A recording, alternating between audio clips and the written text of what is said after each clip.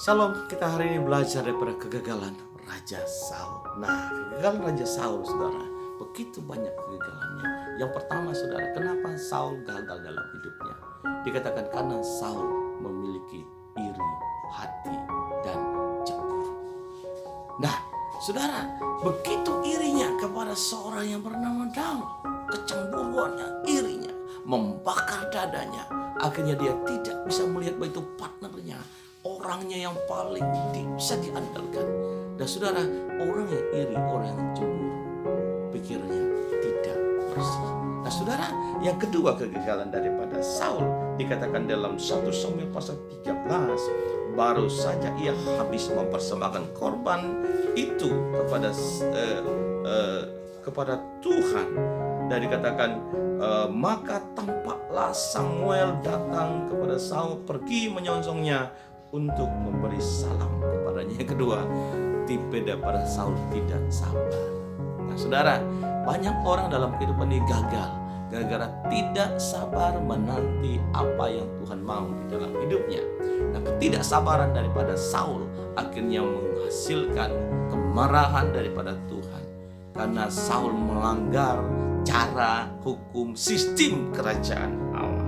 Nah kemudian faktor yang ketiga, kenapa dia gagal, ayat yang ke-11. Tetapi kata Samuel, apa yang telah kau perbuat? Jawab Saul, karena aku melihat rakyat itu berserak-serak meninggalkan aku, dan engkau tidak datang. Yang ketiga, faktor takut ditinggalkan, takut tidak populer, takut tidak punya masa, takut orang meninggalkan dia. Jadi faktor yang ketiga kenapa dia gagal, pertimbangannya adalah pengikut. Saudara, kalaupun tidak ada orang yang ikut kita, tapi kalau Tuhan berkenan untuk menolong kita, saya percaya kita akan diberkati oleh Tuhan. Begitu banyak orang mengambil keputusan, takut nanti apa kata orang, takut bagaimana nanti penilaian orang lain, sehingga dia mengambil keputusannya kompromi dengan dosa dan lain sebagainya.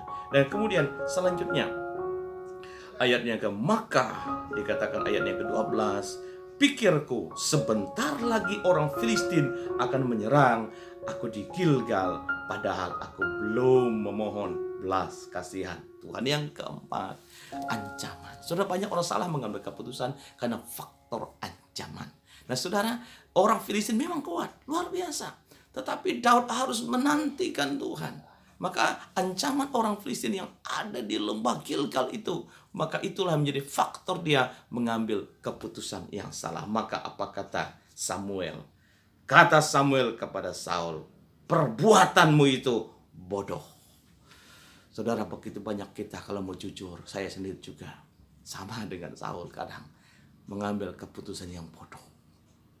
Kebodohan kita pertama, karena kita terlalu main perasaan, tidak siap untuk dilukai, tidak siap untuk dikhianati, tidak siap untuk dikecewakan, tidak siap untuk melihat orang lain sukses terkadang.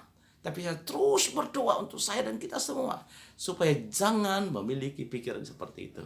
Pikiran yang terbaik adalah kalau orang sukses kita ucapkan selamat. Ketika orang berhasil kita katakan, jangan sampai iblis mengambil hati kita, menduduki tempat di mana ada perasaan iri, dengki, benci, bahkan tidak rela untuk melihat orang lain berhasil dan memiliki sebuah kesuksesan. Nah, saya berdoa kita semua supaya terus menyerahkan hati kita kepada Tuhan. Jangan sampai mengambil bagian iri, benci, dengki, dan lain sebagainya. Dan kita harus merayakan kemenangan orang lain. Bahkan kita bisa mengalami penderitaan, perasaan menderita ketika orang juga menderita. Bukan terbalik ya. Kemudian dikatakan kebodohan yang kedua, dikatakan bahwa dia mengandalkan diri sendiri. Iri, benci, cemburu. Yang kedua dikatakan bahwa dia takut tidak populer. Ya kan? Daud. Yang ketiga, dia tidak sabar. Dan yang keempat, dia takut dengan musuh ancaman. Maka saudara, dikasih oleh Tuhan, jangan mengulangi kegagalan daripada Saul. Mari kita, jangan sampai Tuhan berkata, kamu ini bodoh. Ini firman Tuhan yang mengatakan bodoh. Maka pada hari ini, saya berdoa, biar kita lebih cerdas, lebih berhikmat, lebih bijaksana, lebih beriman. Sebenarnya persoalannya adalah kurang beriman. Nggak percaya bahwa Tuhan pasti datang mengutus hambanya Samuel. Tapi dia tidak percaya. Mari kita belajar percaya. Mari kita belajar beriman. Belajar daripada kegagalan Raja Saul.